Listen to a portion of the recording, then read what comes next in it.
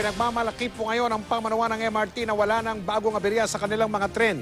At yan ay mula nung ipinatupad nila yung pinakamabilis na andar ng mga tren na 40 km kada oras o yung tinatawag na 40 km per hour speed limit. Pero may reklamo naman ng ilang pasahero. At dahil sa bagal na mga tren ngayon, inaabot na sila ng siyam-siyam sa pila. Nakatutok si John Veneracion.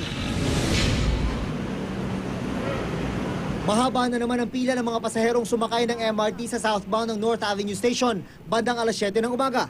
Pahaba na ng pahaba, ay palala na ng palala. Sana nga, mas mabilis na para halos inaabot na kami ng 1 oras ng pila.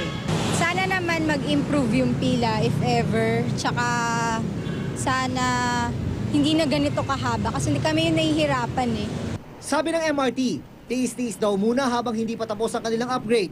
Ang magandang balita naman daw, wala pang naitatalang major breakdown o malaking aberya mula nang ipatupad ang 40 km per hour speed limit sa Line 3 noong Miyerkules, kasunod ng aksidente sa EDSA Taft Station.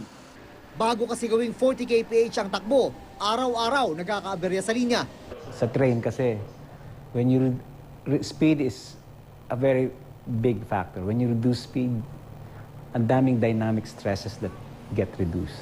Sa rolling stock, sa relays, ang dami. Even sa power. Yung kain ng power iba kaysa sa mas mabilis.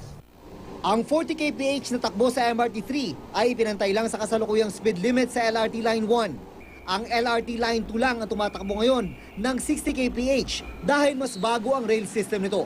Sa oras na matapos ang mga nakalinyang upgrading program ng MRT at pati na rin sa LRT Line 1 sa susunod na taon, pwede na raw gawing 60 kph ang takbo sa lahat ng linya. Hindi lang kasi yun, yung mga bagon, mapalitan yung mga relays at signaling, yes. Even up to 60. June Veneracion, Nakatutok, 24 Oras.